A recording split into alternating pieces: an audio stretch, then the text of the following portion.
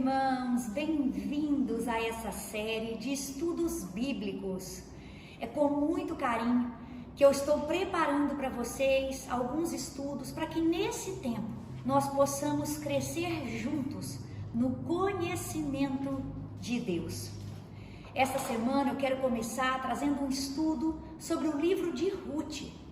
Mas para que a gente comece a estudar o livro de Ruth, primeiro eu queria introduzir para você o índice da Bíblia, para você então entender onde está localizado o livro de Ruth. Então tome a sua Bíblia comigo aí na sua casa, abra ela assim no seu índice, né? Ou em algumas está escrito sumário. Então nós vamos ver que esse livro de Ruth, ele está localizado no Antigo Testamento. E aí, queridos, você olha assim para o seu sumário, para o seu índice, você vai ver que logo que começa existe o nome de 5 livros. Esses 5 primeiros livros da Bíblia que nós lemos aqui, Gênesis, Êxodo, Levítico, Números e Deuteronômio é chamado o Pentateuco. E a sua autoria é atribuída a Moisés. Logo em seguida começam os livros históricos, e é exatamente nesses livros históricos que nós encontramos o livro de Ruth. Vamos ver quais são os livros históricos? Nós achamos Josué, Juízes, Ruth, 1ª e 2ª Samuel, 1ª e 2ª Reis, 1ª e 2ª Crônicas, Esdras, Neemias e Esther. E aí, por essa apresentação rápida aqui do Pentateuco e também dos livros históricos, você já pode ver uma coisa comigo. De todos os livros da Bíblia, 2 livros levam o nome de mulher, que é o livro de Ruth e o livro de Esther. Só que em Ruth nós vemos aqui uma moabita, uma gentílica se casando com um judeu. E ali, queridos, é desse relacionamento, é desse casal que vai sair o nosso rei Davi, da onde vai ser a descendência do Senhor Jesus. E depois nós vemos também a história de Esther. Esther era uma judia que vai se casar com um rei gentílico e vai ser usada por Deus para trazer ali salvação para a nação de Israel. Mas então, queridos, focando aqui agora no que é o nosso estudo dessa semana, o livro de Ruth. Neste primeiro dia faremos apenas uma introdução e depois passaremos a ele capítulo por capítulo. Talvez você esteja se perguntando, pastora, quem escreveu o livro de Ruth? O livro de Ruth, a maioria dos estudiosos atribui a sua autoria ao profeta Samuel. Não é? Devido ao seu estilo literário, vai ser atribuído a ele. Uma coisa importante também nessa introdução é nós destacarmos o período em que esse livro foi escrito. O livro que o antecede, chamado ali o livro de Juízes, é um período onde os juízes faziam os julgamentos. Israel não tinha rei naquela época, eram os juízes que faziam os julgamentos. E é dentro desse período, desde a morte de Josué, até quando Samuel vai ungir Saul como rei de Israel, é nesse período entre 350 anos que se compreende o período de Juízes, que nós encontramos essa história de Ruth. Mais precisamente ali mais ou menos no tempo de Gideão, no capítulo 6, quando naquela época então os medianitas estavam oprimindo o povo de Israel e naquela época houve grande fome na terra e o capítulo começa dizendo que na época dos juízes houve fome na terra, o que leva a entender os estudiosos que Ruth está localizada naquela época mais ou menos em que viveu Gideão. Outro contraste, querido, muito interessante que nós encontramos entre o livro de Juízes e o livro de Ruth, que foi produzida naquele tempo, é que enquanto no livro de Juízes nós achamos tantas guerras, queridos, tantos desvios, uma hora com o Senhor, outra hora sem o Senhor, uma hora com o Senhor, outra hora sem o Senhor, tanto confronto, no livro de Ruth nós vamos achar uma história de amor. uma história de amizade. Nós vamos achar ali a virtude sendo honrada por Deus. Então dizemos que é esse romance, essa história da redenção, é essa história de amor em meio àquele caos, em meio àquela guerra. Queridos, outra coisa que eu quero destacar para vocês, eu fiz um roteiro aqui para que eu não me perdesse, né, e falasse mais do que devo, é que por mais que o livro leve o nome de Ruth, a pessoa principal deste livro é o nosso Deus. Deus é o tema central deste livro, uma vez que, por mais que aqui, aquelas pessoas, essa família e todo o povo de Israel esteja passando por essa crise da fome, por mais que toda essa situação esteja ocorrendo, Deus mostra que Ele continua governando toda a história da humanidade. Nós vemos que os erros aqui cometidos por essa família, por exemplo, a família de Elimeleque, que sai da terra do pão para ir para uma terra idólatra, mesmo com esse erro, mesmo através desse erro, essa família passe por 3 lutos seguidos, tanto do esposo como de 2 filhos. Deus não perdeu o controle da história, mesmo esses filhos casando com mulheres estrangeiras, mulheres moabitas. Deus vai usar essa história para um bem muito maior e vai usar o testemunho dessa gentílica e inseri-la no meio do povo de Deus, fazendo que da união dela e Moabe e Boaz, ali de um judeu e uma gentílica, que dessa união saísse então, queridos, aquilo que nós chamamos que é a universalidade do Evangelho de Deus. Ele não é apenas para uma tribo, ele não é apenas para uma classe, mas é um Evangelho universal, e ali através dessa união que vai sair o nosso Salvador. Então Deus, ele não perde o governo, ele não perde o controle dessa história, independente dos erros, independente da crise. Então a pessoa central nesse livro também é a pessoa de Cristo. Queridos, outra coisa que eu gostaria de destacar no livro de Ruth é essa questão da família. Por mais que aqui nós vamos falar de um romance, por mais aqui que nós vamos ver a questão da redenção que veio por meio daquele que poderia remir, que seria Boaz, né?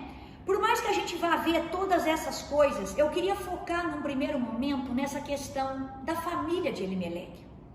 Porque aqui essa família estava passando por um período difícil. A palavra diz que havia fome na terra. Agora, aqueles é tão interessante porque eles estavam em Belém. Belém, diz os estudiosos, que era a casa do pão.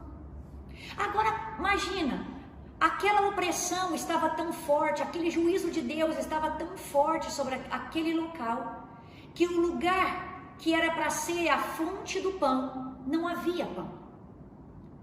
Agora, queridos, sabe o que é mais lindo nessa história toda? É que o pão pode ter acabado, mas aquele que é o provedor, aquele que é a fonte de todas as coisas, aquele que é a fonte de onde o pão vem, ele continua reinando e continua soberano e continua governando. Isso é tão maravilhoso ver nessa história, porque essa família, queridos, eles vão sair exatamente nesse momento difícil para tentarem se salvar. Mas numa tentativa de se salvar e saírem da onde estão no momento de crise, sem a direção de Deus, infelizmente, na tentativa de se salvar, eles não vão conseguir se salvar da morte. Esse chefe de família, esse sacerdote, que o nome dele, queridos, quando você vai fazer um estudo dos nomes aqui das pessoas desse livro, o nome Elimeleque significa Deus é o meu rei. Queridos, não adianta o nome dele significar que Deus era o rei dele, se verdadeiramente Deus não governava a vida dele. Ele saiu em busca de uma solução, ele saiu para salvar a sua família. E este verbo que nós encontramos aqui neste início, dando a ideia de saída, esse verbo sair, É um verbo que, quando nós vamos estudar no original, é um verbo que se traduzido dá a ideia de uma saída temporária. Ou seja, foi uma atitude feita em desespero, mas uma atitude que eles fizeram apenas para se salvar no momento, mas que tinha a intenção de retornar à terra, de retornar a Belém, a casa do pão.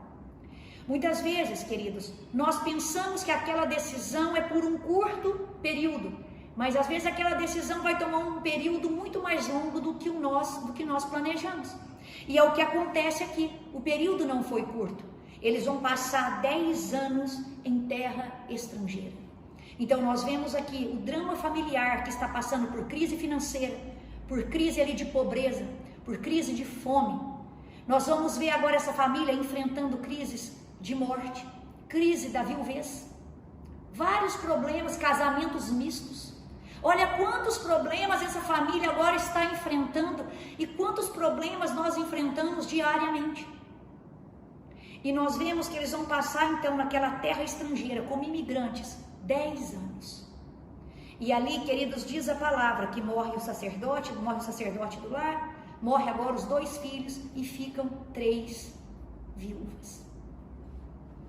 Mas Deus, Ele é tão maravilhoso e tão soberano, que mesmo, querido, diante de tanta tragédia, Ele vai usar, queridos, a vida dessas 3 para nos ensinar uma lição tão linda de amor verdadeiro, de amor incondicional e de amizade.